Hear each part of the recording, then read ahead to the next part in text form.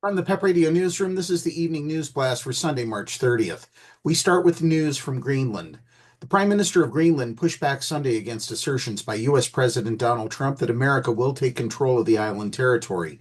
Greenland, a huge resource-rich island in the Atlantic, is a self-governing territory of Denmark, a NATO ally of the United States.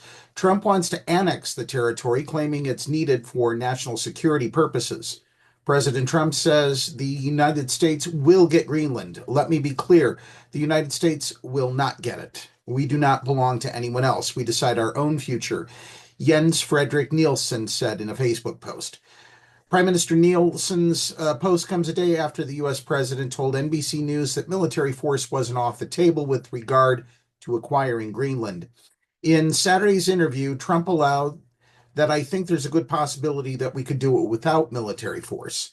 This is world peace. This is international security, he said, but added, I don't take anything off the table. Greenland's residents and politicians have reacted with anger to Trump's repeated suggestions, with Danish leaders also pushing back. Trump also said, I don't care.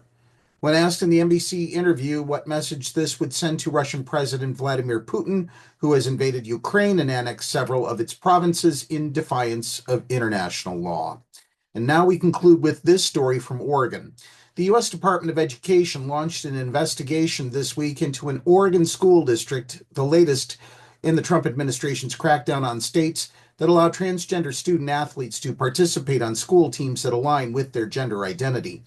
As The Hill reported last Tuesday, the Department of Education's Office for Civil Rights announced its investigation into Portland Public Schools, the state's largest school district, and the Oregon School Activities Association, the state's governing body for high school sports. The Office of Civil Rights alleges that the Oregon School Activities Association and the district violated Title IX by allowing a trans teen at Leodis V. McDaniel High School to compete with other girls and access the girls' locker room. The Department of Education's press release announcing the investigation misgenders the student athlete throughout. We will not allow the Portland Public School District or any other educational entity that receives federal funds to trample on the anti-discrimination protections that women and girls are guaranteed under law, Acting Assistant Secretary for Civil Rights Craig Traynor said in a statement. President Trump and Secretary Linda McMahon have been steadfast in their commitment to protect the rights of women and girls. Traynor added, OCR, the Office of Civil Rights, will use every lawful means to ensure that no female athlete is denied equal athletic opportunities or robbed of her rightful accolades. In February, President Trump signed an executive order aimed at blocking federal funding for schools that allow trans girls and women to compete on girls and women's sports teams. His order directed the Department of Justice to prosecute schools that allow trans sports participation. Trump also signed another executive order rescinding the Biden administration's interpretation of Title IX, the federal law prohibiting sex discrimination. Biden said Title IX prohibited anti-trans school policies as a form of sex-based discrimination.